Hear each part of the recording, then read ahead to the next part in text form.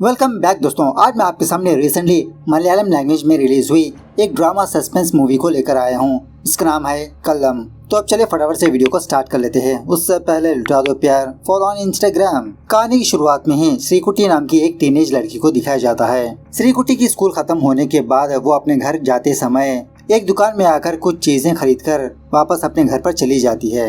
दूसरी तरफ इस श्रीकुटी की माँ बिंदु किसी सुपरमार्केट में काम करती रहती है। अपना काम खत्म करके ये भी अपने घर वापस जाने लगती है।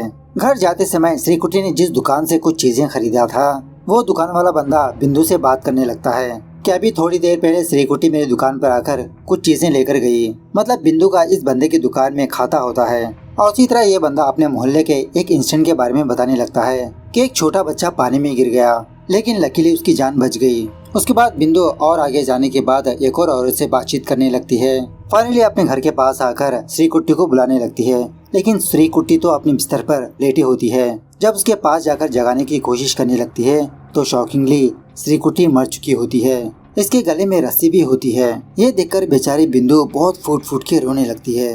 उसके बाद दूसरे सीन में श्रीलीला और श्रीकांत नाम के दो यूट्यूबर्स को दिखाया जाता है। मतलब इन दोनों का एक यूट्यूब चैनल होता है जिसमें रियल क्राइम केसेस के बारे में डिस्कस करते रहते हैं। फिलहाल ये दोनों ट्रू डिटेक्टिव नाम के एक सीरीज को बना रहे होते हैं। इसके रिलेटेड एक एपिसोड की वीडियो बनाकर अपलोड भी कर देते हैं। इसके अच्छे खासे व्यूज भी आते हैं। इसी दरमियान में इन दोनों को एक लॉयर के जरिए से श्रीकुटी के केस के बारे में पता चलती है। तो उस केस के बारे में अच्छे से इंक्वायरी करने के लिए ये दोनों श्रीकुटी के गांव पर जाकर वहीं पर एक छोटा सा घर रेंट पर लेने लगते हैं। उसके बाद दूसरे ही दिन ये दोनों एक पुलिस ऑफिसर के पास जाते हैं इसका इंटरव्यू लेने के लिए। एक्चुअली यही पुलिस वाला श्रीकुटी के केस को टेकअप किया होता है। कहने लगता है कि इस गांव में पोस्टिंग होने के 3 महीनों बाद मुझे श्रीकुटी का केस आया। सच में ये केस बहुत ही सिरदर्द वाला केस बन गया था मेरे लिए, क्योंकि इस केस में लड़का लड़की माइनर ही है और उसी तरह श्रीकुटी और उसके बीएफ का रिलीजन अलग है। श्रीकुटी का फादर यहाँ पर एक बहुत बड़ा पॉलिटिशियन है, इसलिए मेरे ऊपर बहुत ही प्रेशर रहा। अगर आपको इस केस के बारे में और भी डिटेल्स जाननी हो तो श्रीकुटी का पोस्टमार्टम करने वाले डॉक्टर से जाकर मिलिए। उसी तरह से श्रीकांत और श्रीलीला उस फॉरेंसिक डॉक्टर से मुलाकात करने लगते हैं। डॉक्टर कहने लगता है कि एक्चुअली श्रीकुटी की मौत फांसी देने की वजह से हुई। मतलब रस्सी से उसका गला किसी ने घोट दिया। श्रीकुटी की उम्र 16 साल थी और उसकी बीएफ की उम्र 17 साल। यहाँ पर एक और बात यह है कि ये दोनों रेगुलरली कांडवान किया करते थे। पोस्टमार्टम के समय श्रीकुटी के अंदर कुछ सीमन सैंपल्स मिले हमको। श्रीकांत पूछने लगता है कि जिसका मतलब क्या उस लड़के ने उस लड़की के साथ अत्याचार किया। डॉक्टर कहने लगता है नहीं नहीं, ऐसा कुछ नहीं था। पोस्टमार्टम के हिसाब से वो लड़की अपनी मर्जी के हिसाब से ही फिजिकल हुई थी, लेकिन ऐसा हो सकता है कि कांडवान होने के बाद इन दोनों के बीच झगड़ा हुआ होगा। उस लड़के के ऊपर श्रीकुटी के डीएनए पाए गए, लेकिन इसके अलावा कुछ ज्यादा सबूत नहीं मिला। जेल में रहने वाला वो लड़का भी अभी तक अपना मुंह नहीं खोला। इस तरह से ये इन्फॉर्मेशन हासिल करके ये दोनों वापस आ जाते हैं। उसके बाद श्रीकुटी के बीएफ का लॉयर श्रीकांत और श्रीलीला के पास आता है। कहने लगता है कि एक्चुअली ये केस पहले से ही कंट्रोवर्शियल रहा, क्योंकि श्रीकुटी का बीएफ नियाज एक मुस्लिम है और श्रीकुटी एक हिंदू, और उसी तरह श्रीकुटी का फादर एक बहुत बड़ा पॉलिटिशियन है। किसी हिंदू कम्युनिटी पार्टी का मेंबर भी है वो। मुझे लगता है कि जानबूझकर उस नियाज को इस केस में फंसा रहे हैं। श्रीकांत कहने लगता है कि मुझे तो ऐसा नहीं लगता। इस केस में 90% चांसेस है कि नियाज ने ही श्रीकुटी को मार दिया, लेकिन असली सच्चाई तो वो नियाज ही बोलना पड़ेगा, क्योंकि श्रीकुटी और नियाज एक दूसरे से बहुत प्यार करते हैं। इन दोनों के बीच फिजिकल रिलेशनशिप भी था। तो ऐसे में वो लड़का नियाज श्रीकुटी को कैसे मार सकता है। श्रीकांत उस लॉयर से पूछने लगता है क्या तुम्हारे पास ऐसा कोई सबूत है जो ये प्रूव कर सके कि नियाज ने उस लड़की की हत्या नहीं की।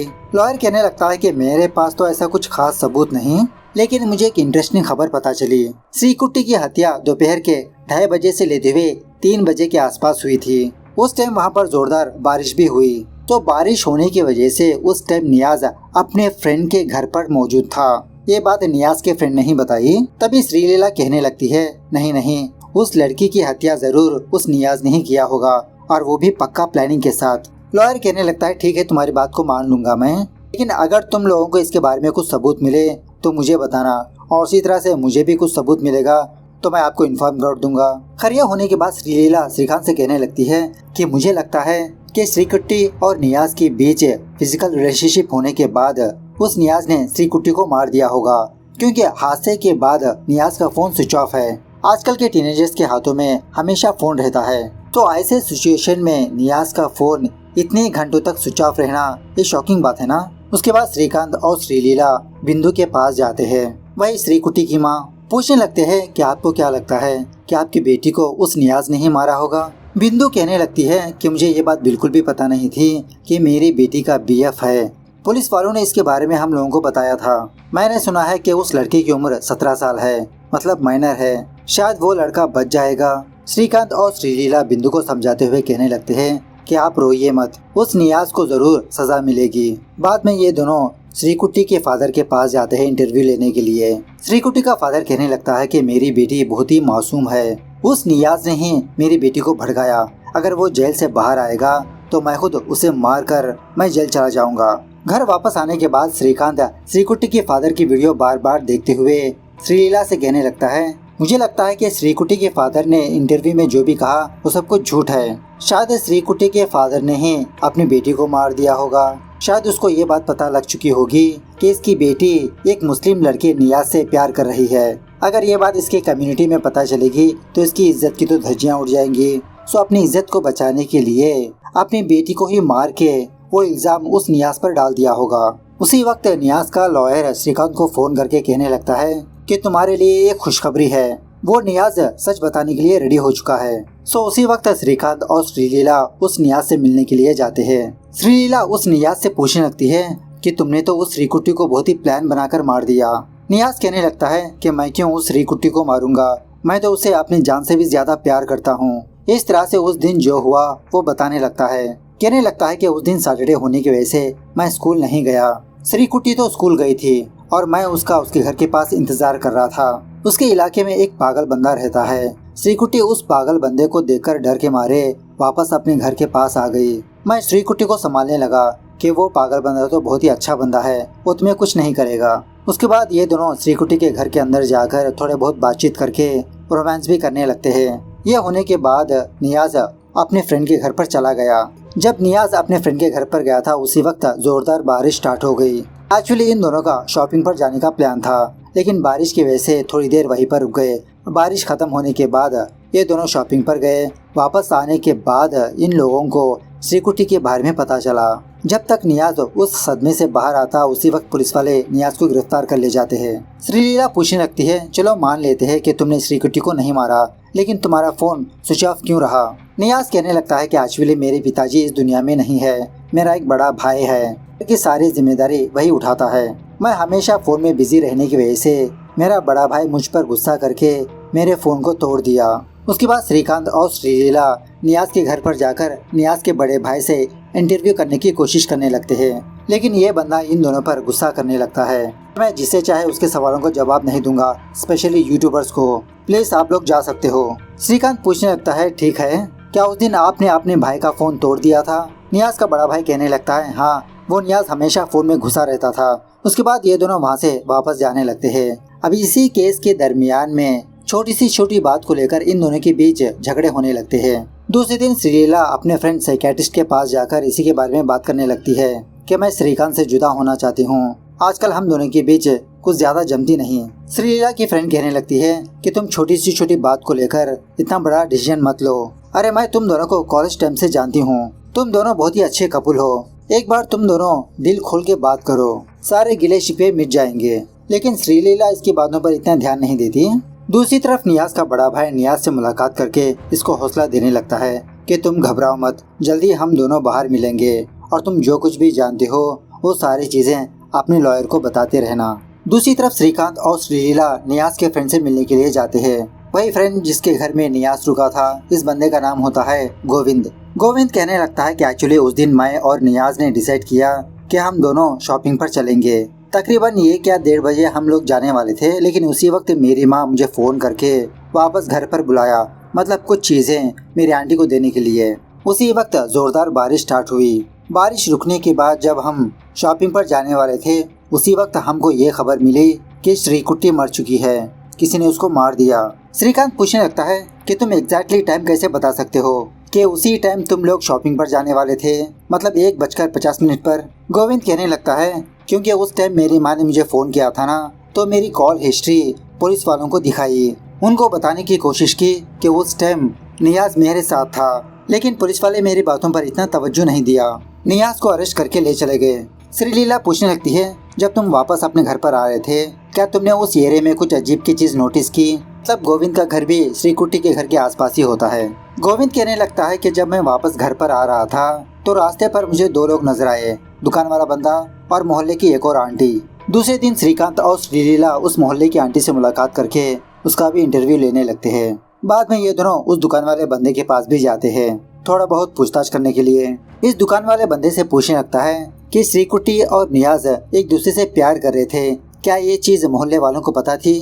दुकान वाला बंदा कहने लगता है, नहीं सर, ये बात किसी को भी नहीं पता, पुलिस वाले बताने पर ये बात हमको पता चली। श्रीकांत पूछने लगता है, उस श्रीकुटी का फादर कैसा है? मतलब क्या वो अपनी फैमिली की केयरिंग करता है? दुकान वाला बंदा कहने लगता है कि वो श्रीकुटी का फादर अपने फैमिली पर इतना ध्यान नहीं देता था। श्रीकुटी की माँ बिंदु ही सुपरमार्केट में काम करके घर की जिम्मेदारियाँ लेती है। श्रीकुटी मरने के बाद उसका फादर बहुत ही वायलेंट हो गया, छोटी छोटी बात को लेकर दूसरे बंदों से झगड़ा करते रहता है। तो इसी पूछताछ के दौरान ये दुकान वाला बंदा कहने लगता है कि मुझे पता है कि आप दोनों मुझ पर भी शक कर रहे हो। एक्चुअली उस दिन बारिश हो रही थी और उसी तरह से मेरी दुकान पर कुछ सामान आने वाले थे, तो सामान लाने के लिए ही मैं थोड़ा बाहर गया हुआ था। उस हत्या के बीच और मेरा कोई भी कनेक्शन नहीं है। उसके बाद जब श्रीकांत और श्रीलीला और थोड़ा आगे जाने लगते हैं तो उसी मोहल्ले में एक पागल बंदा श्रीलीला को देखकर इसका मजाक उड़ाते रहता है। इसे देखकर श्रीलीला तो बहुत डर जाती है। वहाँ से और थोड़ा आगे जाने के बाद देवी नाम की एक औरत इनसे मुलाकात करती है। ये दोनों इस देवी से भी बातचीत करते हुए श्रीकुटी के बारे में थोड़े सवालात पूछने लगते हैं। देवी कहने लगती है कि श्रीकुटी भी उस पागल से बहुत डरती थी। श्रीकांत पूछने लगता है कि जिस दिन श्रीकुटी मरी थी उस दिन भी श्रीकुटी उस पागल बंदे को देखकर डर गई थी, क्या आपने उस चीज को नोटिस किया? देवी कहने लगती है, नहीं, उस दिन तो मैंने ये चीज नोटिस नहीं की, क्योंकि उस टाइम मेरे हस्बैंड ड्यूटी पर जाने का टाइम हो गया था, तो वहाँ पर बिजी थी मैं। मेरे हस्बैंड ऑफिस जाने के बाद मैं कपड़े सीने बैठ गई। खैर उसी शाम श्रीकांत और श्रीलीला एक बंदे से मुलाकात करने लगते हैं। वो बंदा इन दोनों से कहने लगता है कि जो देवी का हस्बैंड सुब्रमण्यम है ना, उसका और श्रीकुटी के फादर के बीच हमेशा झगड़े होते थे, क्योंकि कम्युनिटी में जो पोस्ट सुब्रमण्यम को आनी थी वो पोस्ट श्रीकुटी के फादर को चली गई। सो इसी बात को लेकर इन दोनों के बीच छोटी दुश्मनी है। दूसरे दिन श्रीकांत और श्रीलीला उस सुब्रमण्यम के पास जाते हैं, भाई देवी के हस्बैंड के पास। सुब्रमण्यम कहने लगता है, हाँ ये बात सच है कि मेरे और श्रीकुटी के फादर के बीच झगड़े होते थे, लेकिन हम दोनों के बीच इतनी बड़ी दुश्मनी नहीं थी कि मैं श्रीकुटी को जाकर मार दूं। दूसरी तरफ मुस्लिम कम्युनिटी के कुछ बड़े लोग नियाज के घर पर आकर उनको हौसला देने लगते हैं कि आप लोग फिक्र मत करिए, आपके साथ हम है। नियाज का बड़ा भाई उन लोगों से कहने लगता है कि प्लीज ये हमारे घर का आपस का मामला है, आप लोग इन्वॉल्व होकर इसको रिलीजन का मामला मत करिए, हमारे फैमिली को आगे रखकर आप पॉलिटिक्स मत करिए, प्लीज आप यहाँ से चले जाइए। तो ये सुनने के बाद वो लोग गुस्सा करके वहाँ से चले जाते हैं। उसी शाम नियाज का लॉयर श्रीकांत और श्रीलीला को किसी कैफे पर मिलने के लिए बुलाता है। लॉयर कहने लगता है कि मैंने दोबारा फॉरेंसिक डॉक्टर से बातचीत की, उनके इन्वेस्टिगेशन में ये बात पता चली कि श्रीकुटी के घर के पास किसी ने मिर्ची का पाउडर डाला था ताकि पुलिस के कुत्तों को भटका सके, और इसी तरह मिर्च के डब्बे के ऊपर भी किसी के फिंगरप्रिंट्स पाए नहीं गए। यहाँ पर शॉकिंग बात यह है कि ये चीज एफआईआर फाइल में मौजूद नहीं है। अगर ये चीज एफआईआर फाइल में रजिस्टर करेंगे तो नियाज को प्लस पॉइंट होगा। दूसरे दिन ये दोनों उसी मोहल्ले के एक और आंटी के घर पर जाते हैं। पूछने लगते हैं कि जिस दिन श्रीकुटी मरी थी उस दिन आप कहाँ पर थे, क्या आपने इस मोहल्ले में कुछ अजीब की चीज नोटिस की? ये औरत कहने लगती है कि एक्चुअली उस दिन जोरदार बारिश हो रही थी, लेकिन इसके बावजूद भी मैं पार्टी ऑफिस पर जाने लगी, तो उसी समय मैं शकीला को देखा था जो बुर्का पहनकर कहीं पर जा रही थी। सो बाद में ये दोनों उसी शकीला के पास जाते हैं। कहने लगती है कि एक्चुअली उस दिन जब मैं अपने घर पर काम कर रही थी तो श्रीकुटी उस पागल बंदे को देखकर डर के मारे अपने घर पर भागने लगी थी। तो ये देखकर मुझे थोड़ी बहुत हंसी भी आने लगी। उसी वक्त मेरे बच्चे की रोने की आवाज सुनाई दी। जब मैं अंदर जाकर देखा तो मेरा बच्चा पानी में गिर गया था, तो मैं फटाफट से अपने बच्चे को लेकर हॉस्पिटल पर जाने लगी। शुक्र है कि मेरे बच्चे को कुछ नहीं हुआ, अगर मेरे बच्चे को कुछ हो जाता तो मेरे ससुर और मेरा हस्बैंड मुझे मार ही देते। पहले से ही मेरी सास मुझे बहुत टॉर्चर करती है। इस तरह से रोने लगती है श्रीलीला इस बंदी को संभालने लगती है। उसके बाद ये दोनों अब तक जिन जिन लोगों के स्टेटमेंट रिकॉर्ड किया उन सारी चीज़ों को एडिट करके अपने यूट्यूब चैनल में अपलोड करने लगते हैं। तो ये वीडियो देखकर शकीला की सासू माँ शकीला को फ़ोन करके सॉरी बोलने लगती है कि आज के बाद से मैं तुम्हें कभी भी तंग नहीं करूंगी। दूसरे दिन श्रीकांत श्रीलीला के पास एक बुरी खबर लेकर आता है। इन दोनों ने देवी नाम की एक औरत से मुलाकात की थी ना, वो औरत अब इस दुनिया में नहीं रही। मरने से पहले एक लेटर लिखा था। इस तरह से वो लेटर पढ़ने लगता है। सीन थोड़ा सा फ्लैशबैक में जाने लगता है। एक्चुअली देवी और सुब्रमण्यम की शादी हुए 10 साल हो चुके होते हैं, लेकिन अभी तक इन दोनों की एक भी संतान नहीं हुई होती, जिसकी वजह से देवी के ससुराल वाले, इसका हस्बैंड, देवी को बहुत लानतान करते रहते हैं। एक दिन टेस्टिंग वगैरह करवाने के लिए देवी हॉस्पिटल पर गई। रिपोर्ट्स आने के बाद ये बात पता चली कि सारी प्रॉब्लम देवी के अंदर ही है। सो इसके बाद से देवी का हस्बैंड देवी को और लानतान करने लगा कि तुम तो कभी मुझे बच्चा नहीं दोगी, ढंग से घर के काम तो करती रहो। अपने हस्बैंड की लानतान सुनने के बाद देवी बहुत मायूस होने लगती है। कभी कभार ये ढंग से खाना भी नहीं खाती। इसी दरमियान में वो औरत शकीला इनके कॉलोनी में आती है। मतलब शकीला की नई शादी होती है। 1 या 2 महीनों में ही शकीला माँ बनने लगती है। सो देवी शकीला के घर पर जाकर शकीला की सासू माँ से पार्टी मांगने लगती है कि अब तो आप दादी बनने वाले हो। तो शकीला की सासू माँ भी इस देवी की टांग खींचने लगती है कि बताओ देवी तुमको क्या चाहिए, और वैसे भी तुम ऐसी पार्टी कभी नहीं दे सकती। इस तरह से मोहल्ले वाले भी देवी को नीची निगाहों से देखते रहते हैं। देखते ही देखते ये थोड़ा डिप्रेशन में जाने लगी। कुछ महीनों के बाद शकीला को बेटा होने पर उनके घर में खुशियां ही खुशियां होती है। ये सारी चीजें देखकर देवी अंदर ही अंदर घुटने लगती है। देखते ही देखते एक साइको की तरह बनने लगती है।